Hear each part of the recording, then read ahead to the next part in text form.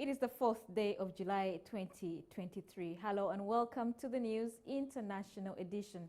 We are coming to you live from our Vision Group headquarters here in Kampala, Uganda. I'm Emma Akwero.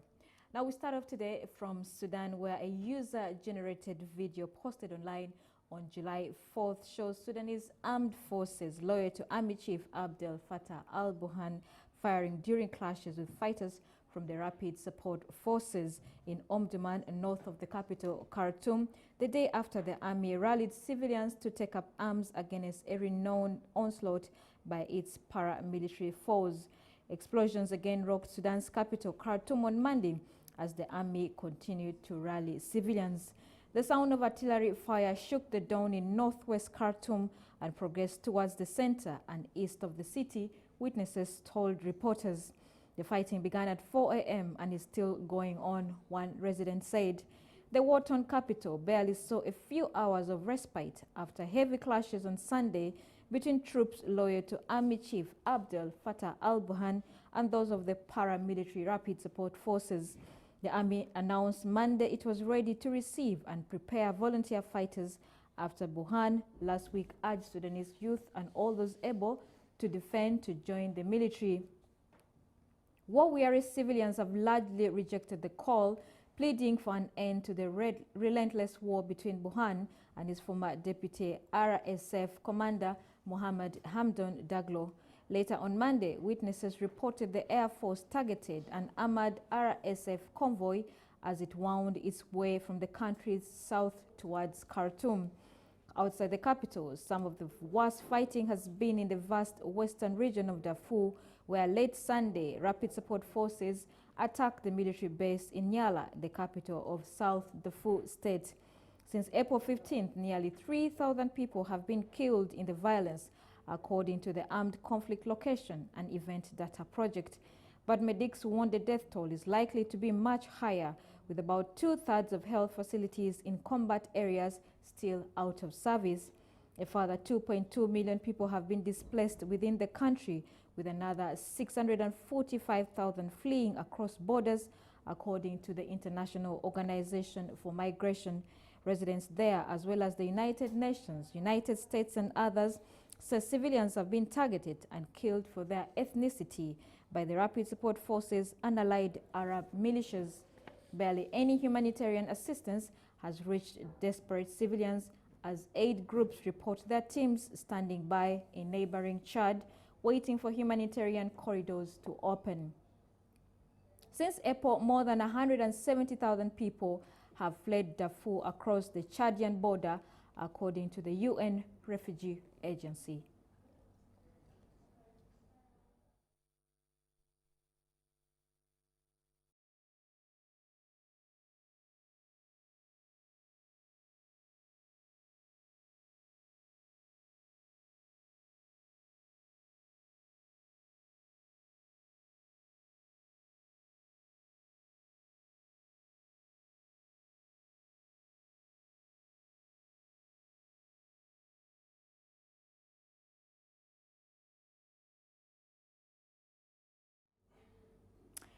Away from Sudan to Russia, now rescue workers dealt with the aftermath of what local officials say was a Russian drone attack in the center of Sumy, a city in eastern Ukraine. An alternative strike left 2 people dead in the southern Ukrainian city of Kherson, according to local authorities. И сейчас против нас, по сути, ведется гибридный. Oleg Strelka, the spokesperson for the State Emergency Service of Ukraine in the region, says 2 residential buildings were damaged by the attack, which killed 2 and injured a further 15. In the first half of the day, Russia attacked Sumy, targeting the center of the city. Residential buildings were damaged, a 2-story and 5-story behind me. As of now, 23 pieces of equipment and over 100 rescuers are working here. Unfortunately, we already know of 2 dead and 15 more injured.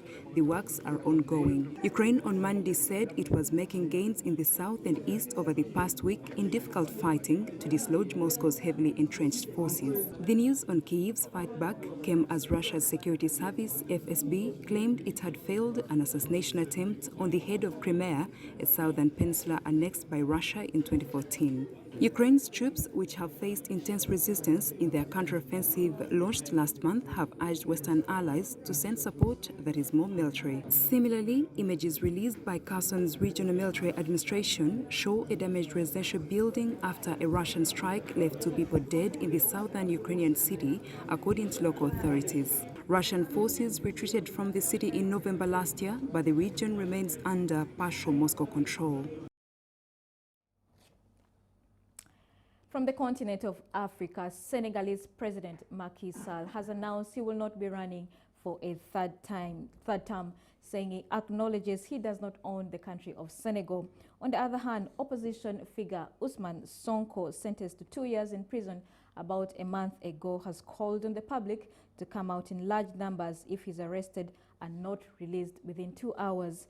This was his political rival, President Macky Sall, was due to make a speech on whether he will seek a controversial third term or not.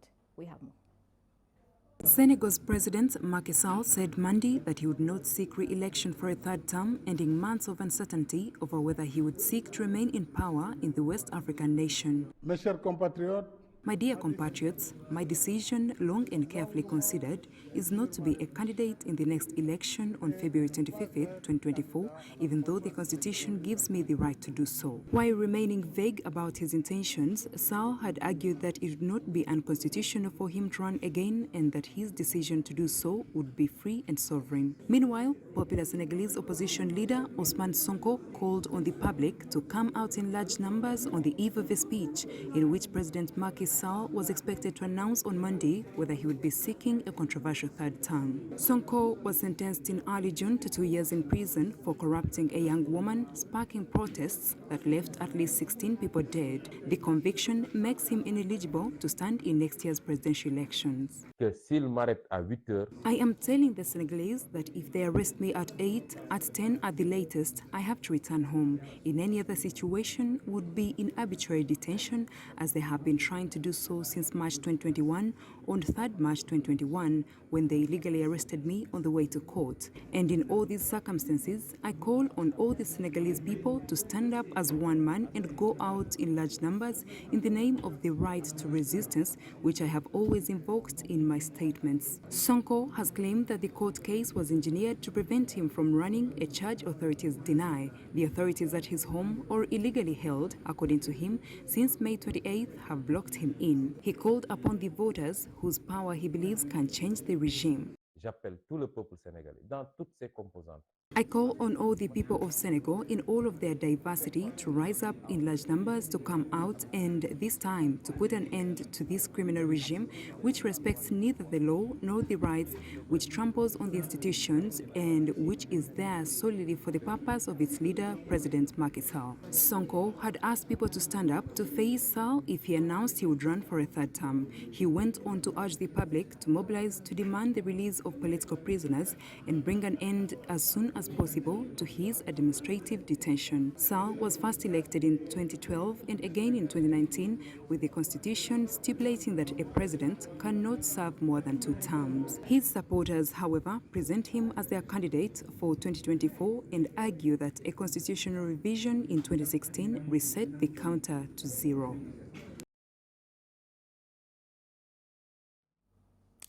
Now there's more that's going to be coming in from Senegal, and we'll be sure to bring you any updates. Now, a recap of the first day of Israel's biggest military operation for years in the occupied West Bank city, leaving at least 10 Palestinians dead and forcing thousands to flee their homes in Jenin, as the government said it struck with great strength in the militant stronghold. Israel's biggest military operation for years in the occupied West Bank continued for a second day on Tuesday, leaving at least 10 Palestinians dead and forcing thousands to flee their homes, as the government said it struck with great strength the militant stronghold. The raid, launched under Prime Minister Benjamin Netanyahu's hand-right government, targeted the northern city of Jenin and employed armored vehicles, army bulldozers and drone strikes. On Tuesday morning, shops were shattered in Jenin, with very few people on the streets littered with debris and burned roadblocks from the previous day's fighting. Israeli authorities say their focus is on dismantling the camp, which is a terrorist base, saying they are not attacking the Palestinians directly. So last night we started a very focused counter-terrorism operation inside Jenin, mainly focused on the camp to dismantle infrastructure that was used by terrorists that have been leashing attacks on Israel for the last year. This has been a build-up. We are striking the terrorism hub with a great strength. I want to emphasize that we don't have a fight with the Palestinians. Actually, our fight is with the proxies of Iran in our region, which is mainly with the Hamas and the Islamic Jihad. In the city's refugee camp, an urban community that was home to 18,000 people, multiple streets were ripped up, leaving broken electricity cables, oil and pools of water, apparently after an Israeli anti-bomb bulldozer passed. Mohammed Shitiai, Palestinian Prime Minister, defends the Palestinian camp.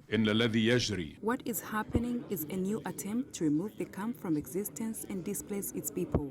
The heroic Jenin and its stubborn and steadfast camp are resistant to the occupation and its invasions, just like the rest of our cities, villages and camps. Our heroic people will confront this aggression that is taking place under the eyes of the international community, where innocent people are bombed by planes. Since the start of the operation, about 3,000 people had fled their homes in the Jenin refugee camp. Deputy Governor of Jenin, Kamal Abu Aroub, told our reporters, adding arrangements were being made to house them in schools and other shelters in Jenin city. The camp is very bad. There are no roads, no infrastructure. All aspects of life have been destroyed. There is no electricity. Since early morning, we have been suffering from power outages, and therefore there are no communications or social networking sites, and we are cut off from the world to some extent, and if the break-ins last, it will get worse and worse. Prior to this operation, Israel had already stepped up raids in the northern West Bank, which has seen a recent spate of attacks on Israelis as well as Jewish settler violence targeting Palestinians. Israeli-Palestinian violence has worsened since last year and escalated further under the Netanyahu coalition government that includes extreme right allies. In the Monday night darkness, women carried their youngest children while older ones lugged belongings through the streets. Now, Russian President Vladimir Putin has said they will continue to counter sanctions coming from the West. We'll come back with this and more stories after this short break. Please stay with us.